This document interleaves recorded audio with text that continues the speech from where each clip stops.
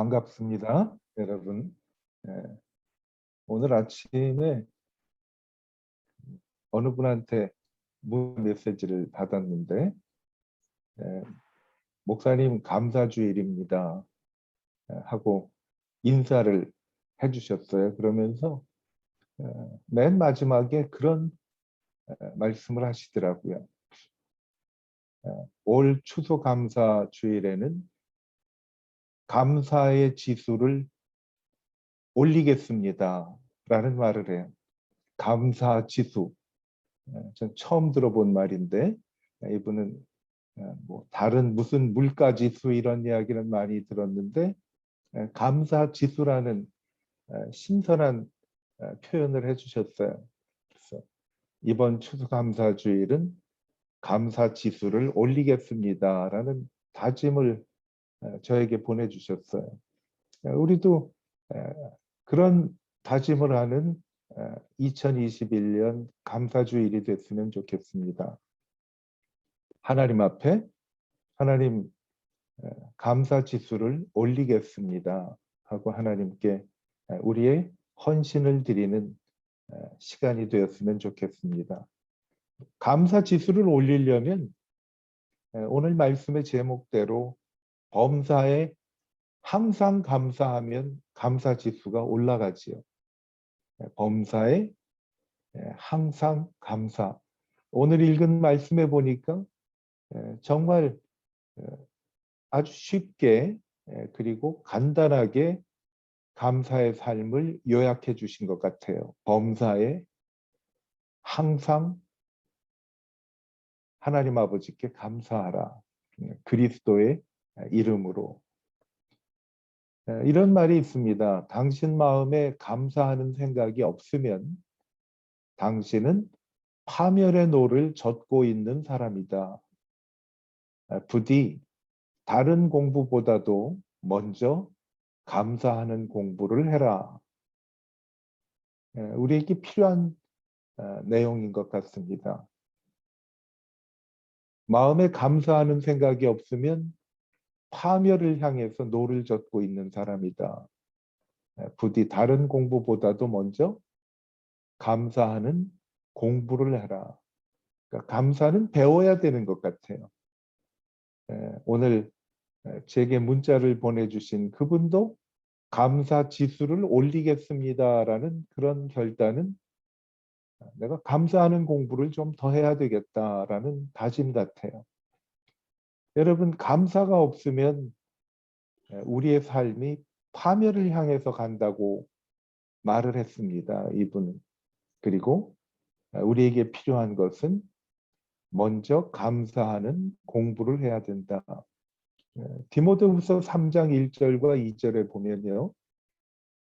말세에 일어나는 현상이 감사하지 아니하는 것이 말세에 일어나는 현상이라고 표현하고 있습니다.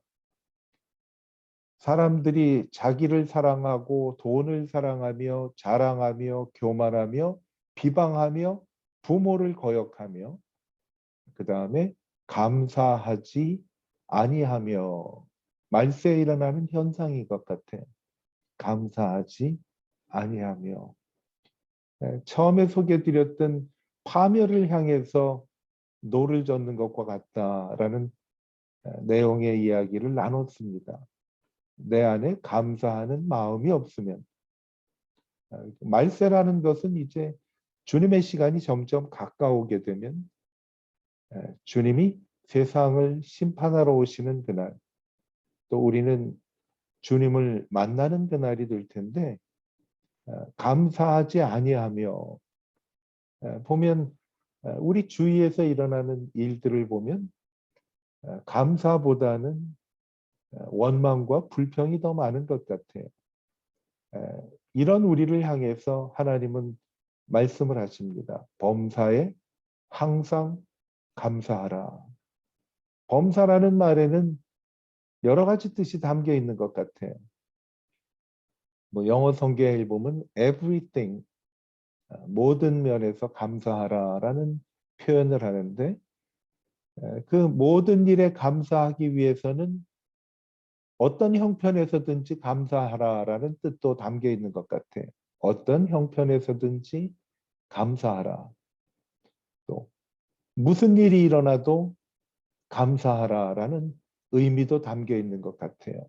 비슷한 말 같지만은 조금씩 다른 의미도 있는 것 같습니다. 어떤 형편에서든지 무슨 일이 일어나도 감사하라라는 거예요. 이것은 우리 삶 속에서 매 순간 감사하지 않고 지나치는 일들이 하나도 없게 하라라는 말씀이 담겨 있죠. 감사하지 않고 지나치는 일이 하나도 없게 하라. 이것이 범사에 감사하라는 말씀의 참 의미인 것 같습니다. 그렇다면요, 이거를 실천하려고 하면 우리에게 고민이 따르죠. 내가 이렇게 할 수가 있을까?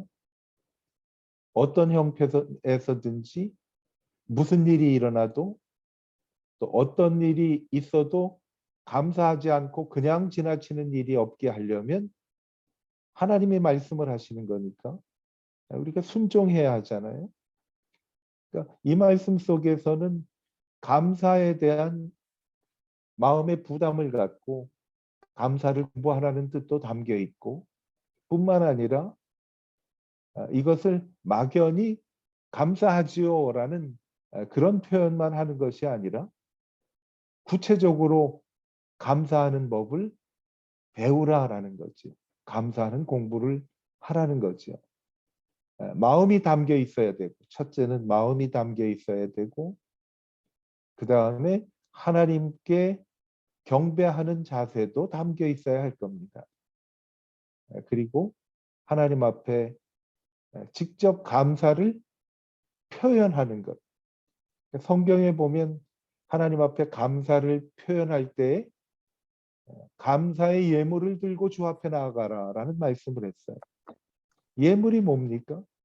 물질이 될 수 있고 내가 가장 소중하게 생각하는 것을 드리는 게 예물이죠. 예물하고 뇌물하고는 다릅니다. 그렇죠? 예물은 정말 그 은혜가 감사해서 드리는 내 마음을 담긴 표현을 하는 거죠. 우리는 하나님께서 모든 것을 주셨다라는 곳에서부터 하나님께 감사하는 것이 출발이 되지. 시간도 드려야 되고, 그리고 우리의 재능도 드려야 되고, 또 우리에게 주신 모든 물질도 드려야 하는 거죠. 감사함으로 드리는 거죠. 그래서 추수감사라는 말을 미국 사람들은 Thanksgiving이라고 하는데 거기에는 두 가지 뜻이 담겨 있죠. 감사하는 마음으로 드리는 거죠. 그래서 우리 풍요로운 삶 공부를 하실 때 이제 하나님 앞에 예물 드리는 방법에 대해서 나오는데 거기에 보면 우리가 하나님께 세 가지 방법으로 예물을 드릴 수가 있어요. 하나는 말씀드린 시간, 그리고 하나님께 받은 재능, 그리고 하나님께 받은 우리의 물질, 이렇게 드리는 거죠. 그러니까 이것은 내가 풍족해서 드리는 것이 아니라 모든 것을 하나님이 주셨다라는 것을 인정하고 드리는 거죠. 그래서 감사는 은혜 받은 증거라고 말할 수도 있어요. 은혜 받은 증거가 감사예요. 고린도 후서에 보면은 마게도니아 교인들이 하나님 앞에 예물을 드린 것을 사도 바울이 칭찬하는 대목이 나옵니다. 거기에 뭐라고 하는가 하면 그들이 힘대로 할 뿐만 아니라 힘에 지나도록 자원했다라는 말씀이에요. 힘대로 드릴 뿐만 아니라 힘에 지나도록 자원을 했다. 그들의 형편은요, 예수 믿는 것 때문에 환난과 핍박이 있었습니다. 또 그들에게는 지극히 가난했어요. 극심한 가난 때문에 어려움을 가졌던 사람들인데 이분들이 힘대로 할 뿐만 아니라 어떤 사람들은 힘에 지나도록 자원하여라는 것. 마음으로 우러러나와 하는 거죠. 이게 바로 감사하는 것을 배우는 공부인 것 같아요. 우리는 하나님께 얼마나 감사하면서 살고 있는가 한번 우리 자신을 점검해 보는 시간인 것 같아요. 매번 우리는 하나님께 감사해야 된다는 사실을 알지만 절기 중에 하나를 선택해서 교회가 추수감사절을 하나님 앞에서 예배하고 드리는 이유는 내 감사 지수를 한번 점검해 보는 시간이에요. 하나님이 도전을 하시는입니다. 우리에게. 범사에 항상 감사하라라는 것은 감사 지수를 점검하고 그 감사 지수를 올리도록 하라라는 거죠. 어떻게 우리가 감사 지수를 올리는가 하면 무엇보다도 먼저 좋은 일에 감사할 줄 알아야죠. 세상이 아무리 힘들고 어렵다고 해도 찾아보면 좋은 일이 좀 있어요. 하나님은 좋으신 하나님이시니까. 자녀를 낳고 키우는 것 여러분 학교 보낼 때보다 지금 더 어렵고 힘들지요. 그렇지만 그 가운데서도 자녀들 때문에 내게 일어나는 좋은 일들이 분명히 있습니다. 부부로 사는 것도 희생과 인내가 필요한 것이 부부로 사는 거예요. 그렇죠? 뭐 전쟁터에 나갈 때는 2번 기도하고 일터에 나갈 때 1번 기도하고 결혼하기 전에는 3번 기도하려는 말이 있죠. 이거 같이 남자와 여자가 사랑 때문에 만나기는 했지만은 함께 매 시간 붙어 있다는 것이 쉬운 일이 아니에요. 때로는 갈등도 생기고 어떻게 보면 배우자가 어디 좀 나갔다 오면 그렇게 기분이 좋을 수가 없을 때가 있잖아요. 그렇죠? 제가 아는 부부 가운데 부인이 남편한테 그런 얘기를 자주 한다고 합니다. 당신 출장 갈 때 됐는데 안 가세요? 그런데 왜? 청소도 좀 하고 그러려고.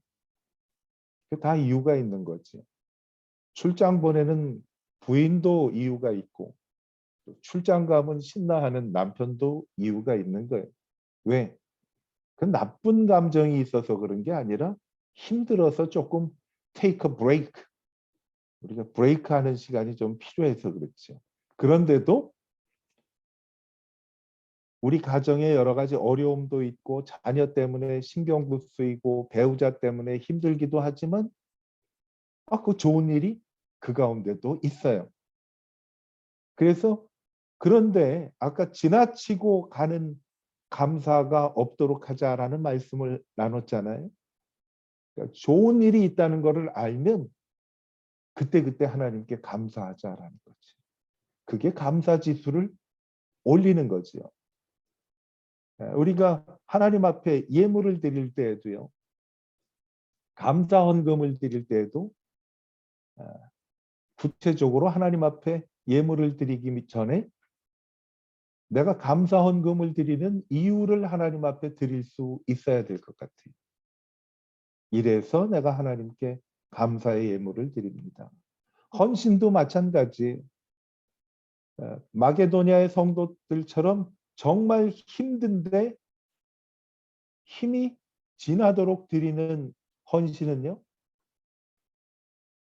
내가 가진 재능과 시간을 주님이 주셨기 때문에 드리는 거예요. 하나님이 주셨다라는 것을 믿고 인정한다면 하나님을 위해서 드리고 헌신할 수 있다는 거죠. 좋은 일에 감사해야 되고요. 그냥 지나치면 안 돼. 그리고 원치 않는 일이 닥칠 때에도 감사할 줄을 알아야 돼. 이게 감사하는 방법이에요. 어떻게 원치 않는 일, 더 나아가서는 정말 나쁜 일이 일어났을 때도 감사할 줄 알아야 한다는 것은 뭔가 하면 그때 감사 지수를 올려야 되죠. 이거 분명히 내가 원치 않는 일인데 내게 닥쳤는데 하나님은 나에게 말씀하시기를 범사에 항상 감사하라고 하셨기 때문에 하나님께 여쭤보는 거예요. 하나님, 범사에 항상 감사하라는 것은 지금과 같은 환경에도 하나님께서 적용할 수 있는 말씀임을 분명하기 때문에 주신 것입니다. 하나님, 감사할 일을 이 가운데서 찾게 해주십시오. 비근한 예로 손양원 목사님 계십니다. 사랑의 원자탄이라는 그 소설의 주인공. 이분은 평생을 여수에 있는 애양원이라는 곳에서 문둥 환자, 그분들을 위해서 헌신하고 살았던 분이. 그런데 6.25가 터져가지고 아들이 공산군이 진입해서 아들이 끌려가서 죽었어요. 굳은 일이죠. 그런데 아시는 분도 있으시겠지만은 손양원 목사님은 그 순간에 감사의 지수를 올리신 거예요. 하나님, 여기서 내가 뭘 감사할 수 있습니까? 하고 하나님께 여쭤봤죠. 몇 가지 감사를 했는데 뭐라고 감사를 했는가 하면 우리 아들 예수 믿게 하심 감사합니다. 두 번째는 우리 아들이 공산군에 의해서 학살이 됐는데 우리 아들이 죽이는 입장에 서지 않고 죽는 입장에 서게 한 것도 하나님 감사합니다. 그 아들이요, 그 전쟁이 일어날 무렵에 미국에 유학을 가려고 미국 유학 준비를 하고 있었답니다. 마지막 손양원 목사님이 뭐라고 했는가 하면 하나님, 우리 아들 미국보다 더 좋은 천국 가게 하심을 감사드립니다 하고 하나님께 감사하고요. 그 아들 죽인 그 공산당을 국군이 들어왔을 때 찾아가서 용서해 주고 자기 아들을 삼겠다고 말씀을 하셔서 양자로 삼으셨어요.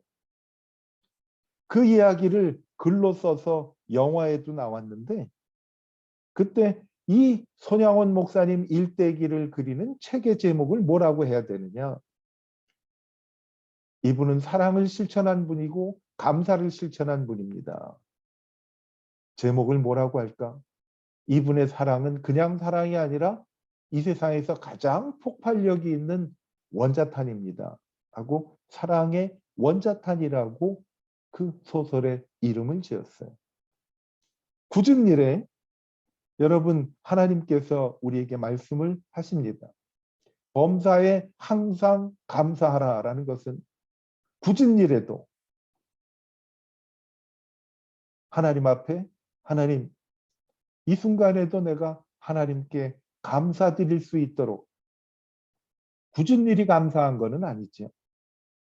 굳은 일 가운데서 내게 남아있는 것들을 하나님 앞에 감사드리는 것이 범사에 항상 감사하는 거죠.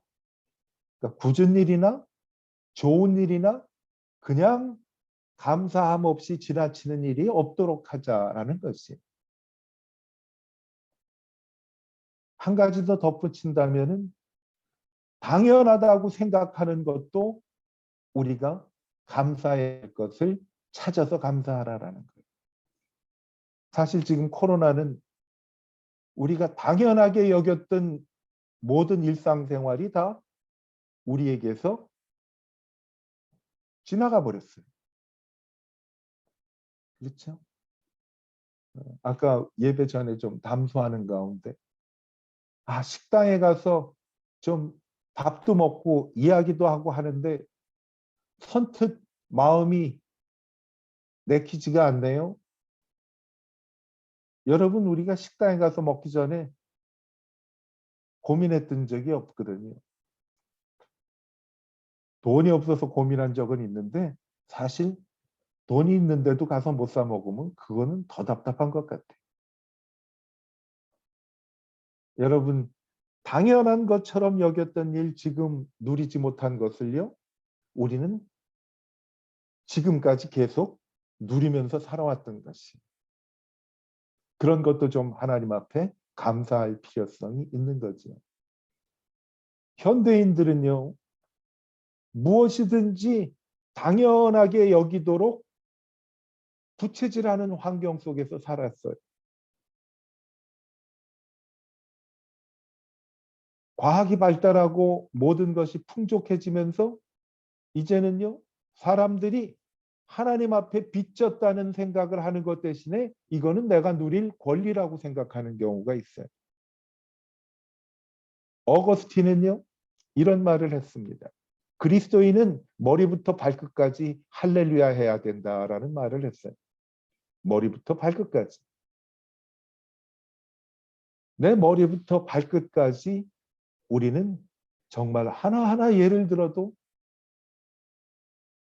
하나님 앞에 감사하는 거지. 제가 70에 제 소원이 있는데 70 되는 날에 마라톤을 완주하고 싶어가지고 지금 한 3년 이상을 목표로 하고 지금 어떻게 할까 생각 중이에요. 제가 할 수 있는 것은 42.195km인데 우선은 내가 그거를 걸어가는 게 제 목표예요. 42.195km를 한번 걸어야 되겠다. 제 걸음으로 이렇게 생각을 해보니까요. 중간에 물 먹느라고 쉬고 조금 좀 다리 아프면 속도 늦추고 하면 한 8시간 내지 8시간 30분이면 제가 완주할 수 있을 것 같아요. 근데 그쯤 되면요. 교통정리하는 경찰들이요. 그 차단했던 거 다 해제하고 그래서 나는 인도로 가야 돼. 차도로 못 가고. 그거를 이렇게 생각하면서 이 사람 저 사람 얘기하는 것도 좀 귀담아 듣고 하는데 제가 너무 욕심 부리면 안 되겠다 하는 생각도 적잖이 들어요. 네. 제가 이렇게 걸어 댕길 수 있는 것만 해도 할렐루야인 것 같아요. 제 나이에 무릎 아파서 못 걷는 분들도 꽤 많아요.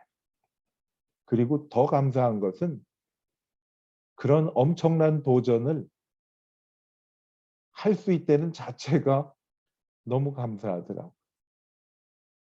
당연한 것이 아닌 것 같아요. 제 권리가 아닌 것 같아요. 하나님이 주신 은혜고 하나님이 주신 빛이에요. 하나님께서 못 걷게 하시면 못 걷는 거예요. 그러니까 미세먼지가 지금 아주 나쁩니다. 서울 시내 미세먼지 아주 나쁩니다. 마스크 든든한 거 하고서 그 아주 나쁨인데도 제가 밤에 나가서 좀 걸었어요. 걸을 수 있는 것도 정말 감사한 거예요.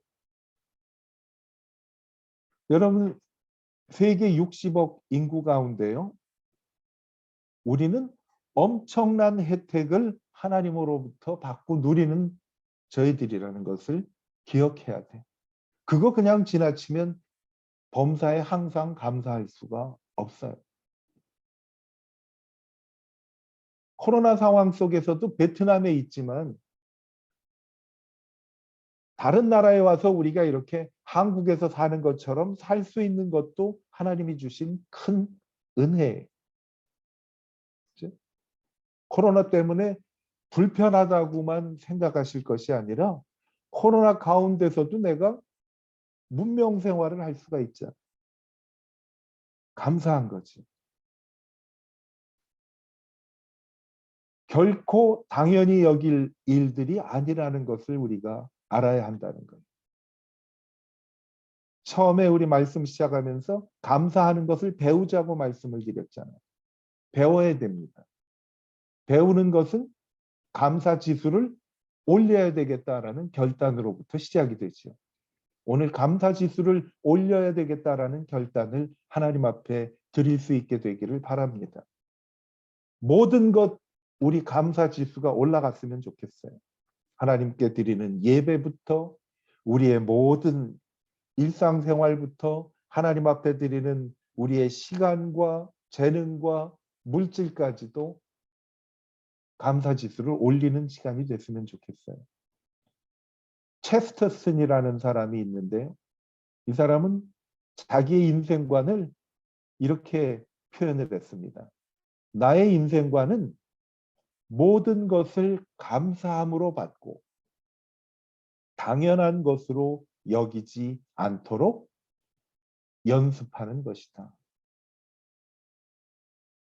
나의 인생관은 모든 것을 감사함으로 받고 당연한 것으로 여기지 않도록 연습하는 것이다.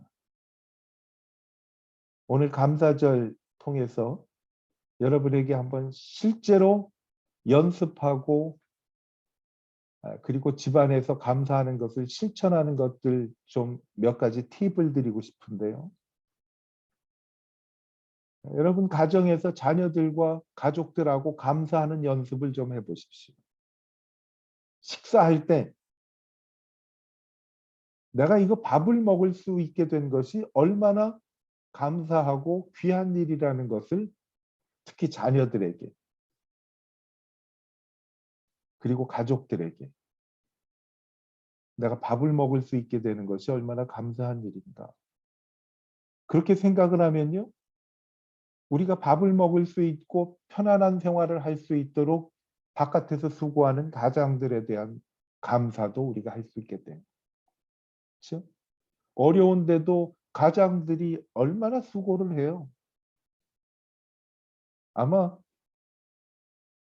뭐 부부간에 일하는 분들도 계시겠지만은 직장에 가서 그분들이 당하는 일들을 한번 며칠 쳐다보면요. 사랑하지 않을 수가 없을 거예요. 그렇다고 뭐 집에서 뭐 하냐고 그러는데 집에서 지내는 것처럼 또 이게 어려운 일이 없잖아요. 그렇잖아요. 그러니까 그거를 내가 알면요. 서로 불쌍히 여기고 사랑하고 좀 더 내가 뭔가를 해주고 싶은 마음이 생기는 거예요. 그러면 이런 것들을 누릴 수 있게 하시는 분은 누군가 하면 하나님이시거든요. 나아가서는 하나님의 은혜까지도 저희들이 기억하는 거예요. 그래서 식사하실 때 감사할 수 있는 훈련을 자녀들하고 하고 자녀들에게 이거 우리가 이런 좋은 집에서 밥 먹고 할 수 있는 것은 밖에서 수고하는 우리 가족들이 얼마나 애를 썼는가를 우리가 얘기하고 감사해야 돼. 예배 끝나고 점심 드실 때부터 실천하세요. 그리고 이렇게 할 수 있는 것은 하나님이 우리에게 은혜도 주시고 일자리도 주시고 이런 것을 할 수 있도록 하나님께서 주신 것입니다라는 것을 하는 거죠. 감사는 은혜 받은 증거입니다. 오늘 하나님 말씀을 통해서 범사에 항상 감사하라라는 말씀을 나눴습니다. 구체적으로 감사 수를 올리라라는 거예요. 이 올릴 수 있는 모든 여건이 하나님의 은혜로부터 온 것입니다. 감사할 수 있는 것은 하나님께서 우리를 사랑하셔서 예수님이 우리 죄를 대신해서 십자가에서 피 흘려 죽으시고 부활하셔서 그 예수를 믿고 영원한 생명을 얻고 구원의 은혜를 받은 우리에게 주신 하나님의 선물이에요. 내가 예수님을 믿고 하나님께 구원받은 자녀라는 확신이 있다면 그 증거는 감사로 나타나야 된다고 하나님께서 말씀해 주십니다. 범사에 항상 감사하라. 감사의 지수를 올릴 때 우리는 더 행복해져요. 우리의 삶은 더 즐거워집니다. 범사에 항상 감사하라는 하나님의 말씀을 실천하는 공부를 하는 감사 지수를 올리는 우리 모두가 되기를 축복합니다. 기도하겠습니다.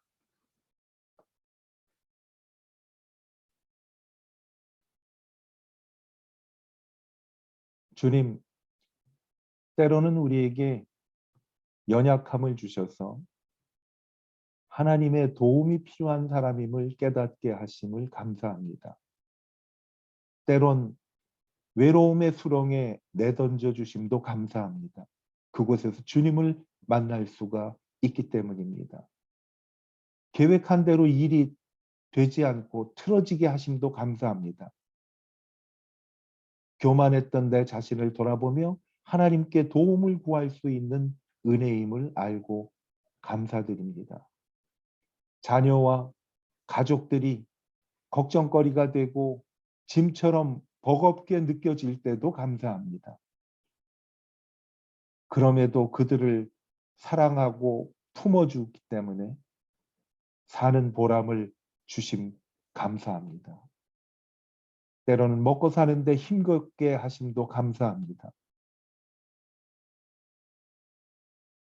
눈물로 먹는 빵의 의미도 이해할 수 있게 하심도 감사합니다.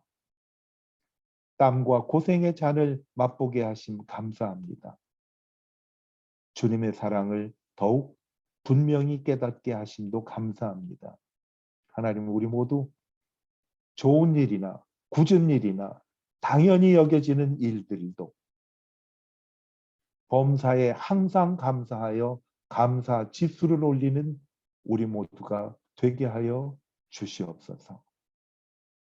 많은 성도들의 가정에 감사를 통하여 행복이 넘쳐나게 하시고 주님을 더욱 사랑하게 하시고 주님의 은혜를 더 감사할 수 있는 믿음의 축복도 허락하여 주시기를 기도합니다.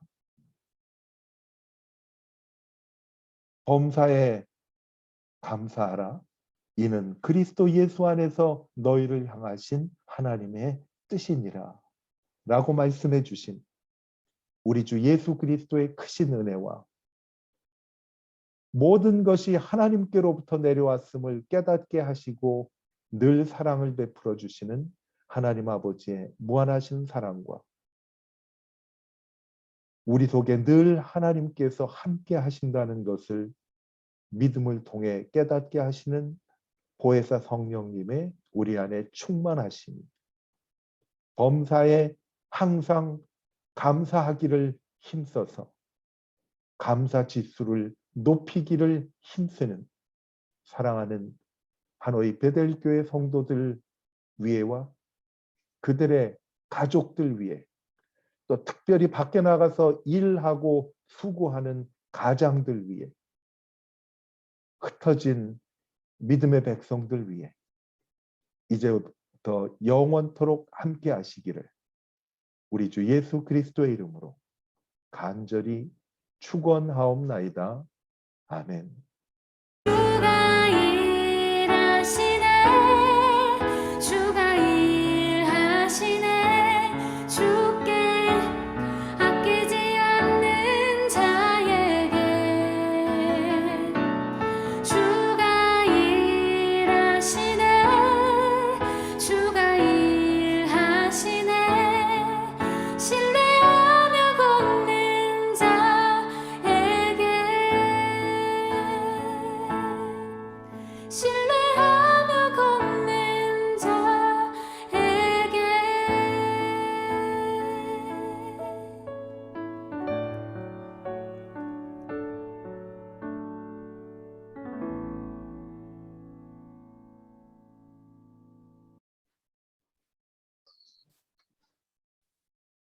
자, 여러분 반갑습니다.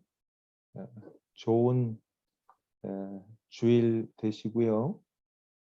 그리고 예배 끝나자마자 가족들하고 우리 감사하는 것을 실천해 주셨으면 좋겠어요. 오늘은 모두에게 감사하자고. 자녀들이 있어서 너무 감사하고 행복하다. 또 우리가 이렇게 밥 먹게 된 것 정말 우리 이렇게 살도록 밖에 나가서 수고하고 애쓰는 가장들, 부부가 일하면 부부들 모두 수고했음을 우리가 알고 또 가장들이나 서로 배우자들에게 감사했으면 좋겠어요. 감사합니다. 서로 감사하고 나아가서는 하나님 은혜거든. 하나님께서 우리에게 은혜를 주셨기 때문에 자녀들도 건강한 거고 또 집안에 있는 주부도 건강한 거고 가장도 건강한 거잖아요. 그러니까 하나님께 감사했으면 좋겠어요.